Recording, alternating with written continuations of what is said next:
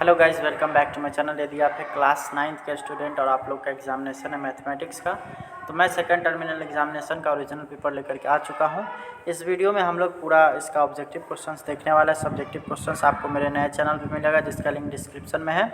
उसको जाकर के सब्सक्राइब करें और वहाँ से जाकर के आंसर लिखें। तो चलिए स्टार्ट करेंगे हम लोग ये वीडियो। यहाँ पे सबसे पहला क्वेश्चन, निम्नलिखित में से किसका दशमलव निरूपण अशांत होगा। तो यहाँ पे एक का जो होगा वो होगा आपका ऑप्शन नंबर सी, 15/42। अगला है 2 का, निम्नलिखित में से कौन सी संख्या अपरिमेय है, तो हो जाएगा आपका √5। अगला है निम्नलिखित में से कौन सी संख्या परिमेय है, तो इसका हो जाएगा आपका ऑप्शन नंबर सी, यानी कि √25/√49। अगला हम लोग देखेंगे तो √5/√3 है, तो ये एक तरह से अपरिमेय संख्या है। अगला हम लोग देखेंगे तो शून्य है, तो शून्य एक पूर्णांक संख्या है।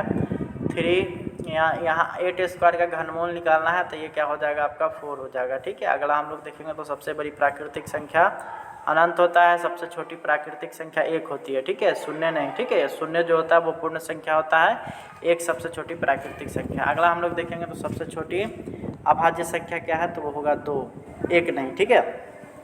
अगला हम लोग देखेंगे तो सब निम्नलिखित में से कौन सही है, तो इसका आपका हो जाएगा आपका option number A, x² + 2x द्विघाती बहुपद। अगला निम्नलिखित में से द्विघाती बहुपद कौन है, तो इसका आपका हो जाएगा वो सही आंसर वो होगा आपका option number A, 4x² - 3x। अगला निम्नलिखित में से कौन बहुपद नहीं है, तो ये हो जाएगा आपका ऑप्शन नंबर सी, यानी x⁻⁻z।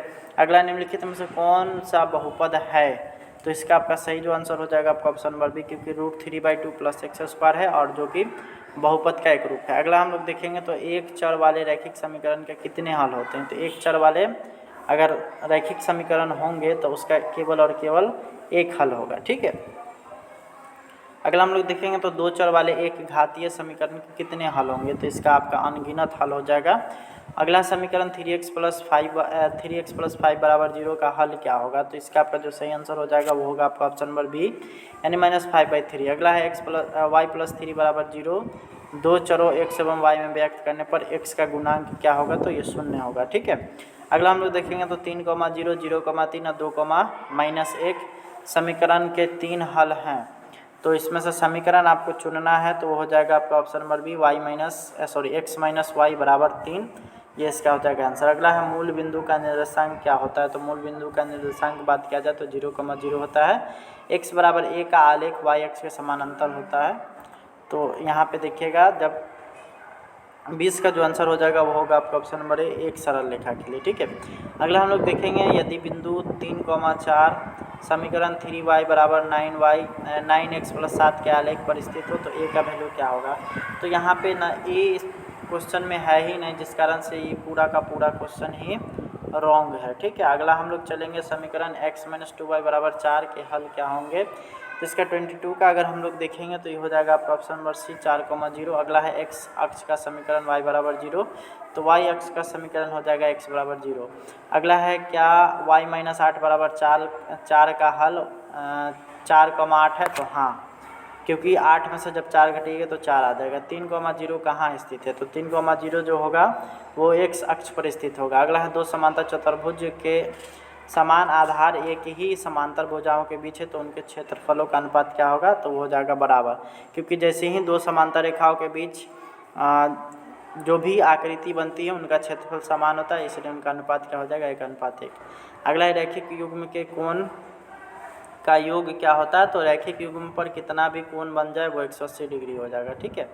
अगला हम लोग देखेंगे तो एक बिंदु से होकर के कितनी रेखाएं खींची जा सकती है, तो एक बिंदु से अनगिनत रेखाएं खींची जा सकती है। अगला समचतुर्भुज का क्षेत्रफल उनके विकर्णों के गुणनफल का आधा होता है। अगला हम लोग देखेंगे तो किसी त्रिभुज में AB = AC, तो वह त्रिभुज क्या होगा, तो वह त्रिभुज हो जाएगा समद्विबाहु। अगला हम लोग देखेंगे तो किसी त्रिभुज में अधिक कोण की संख्या कितनी हो सकती है, तो 1। अगला है किसी त्रिभुज में समकोणों की संख्या कितनी हो सकती है, तो वो भी हो सकता है 1। अगला किसी त्रिभुज में कोणों का अनुपात 2:3:4 है, तो सबसे छोटा कोण क्या होगा, तो इसका अगर बात किया जाए सबसे छोटा कोण का, तो वो आ जाएगा आपका 40 डिग्री। अगला हम लोग देखेंगे तो दो त्रिभुज सर्वाक्षम होंगे यदि उनके क्षेत्रफल आपस में समान होंगे। ठीक है। अगला है समबाहु त्रिभुज के प्रत्येक कोण की मान क्या होगी, तो समबाहु त्रिभुज है तो इसलिए 60 डिग्री हो जाएगा। ठीक है। अगला हम लोग देखेंगे किसी त्रिभुज की दो भुजाओं का अंतर और तीसरी भुजा में क्या संबंध होता है, तो अंतर जो होगा वो तीसरी भुजा से छोटा होगा।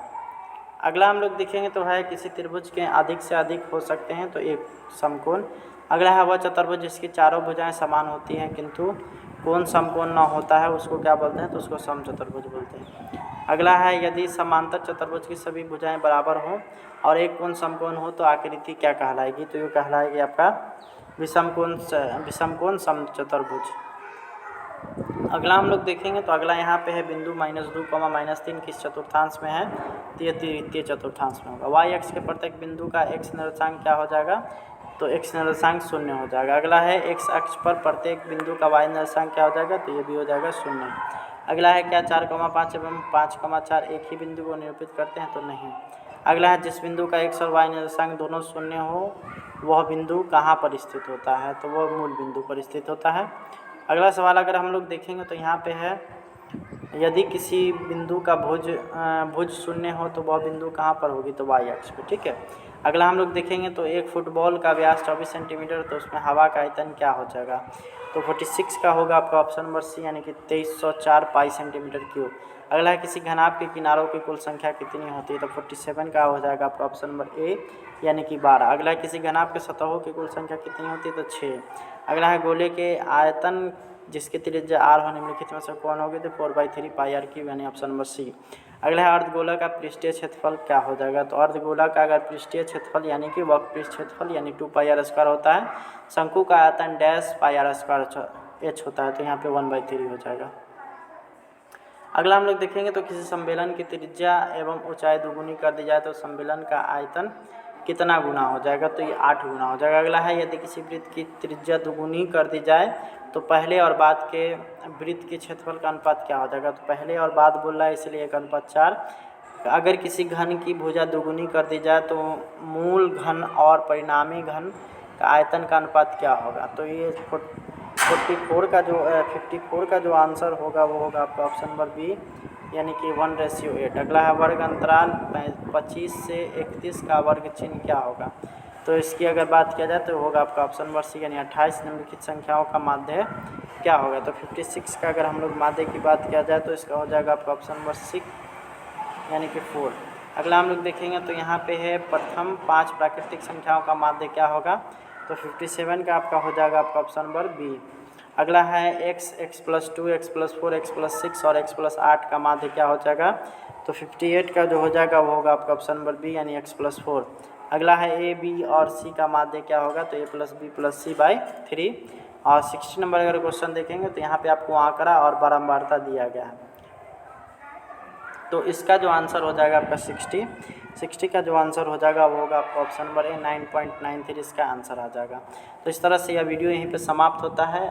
इसका सब्जेक्टिव पेपर आपको नए चैनल पर भी मिलेगा और यहाँ पर भी मिलेगा, तो इस चैनल के साथ जुड़े हुए रहें, साथ ही उस चैनल पर जाकर भी उसको सब्सक्राइब करिए और उसको देखिए। तो मिलते हैं आपसे नेक्स्ट वीडियो में। Thanks for watching, bye bye.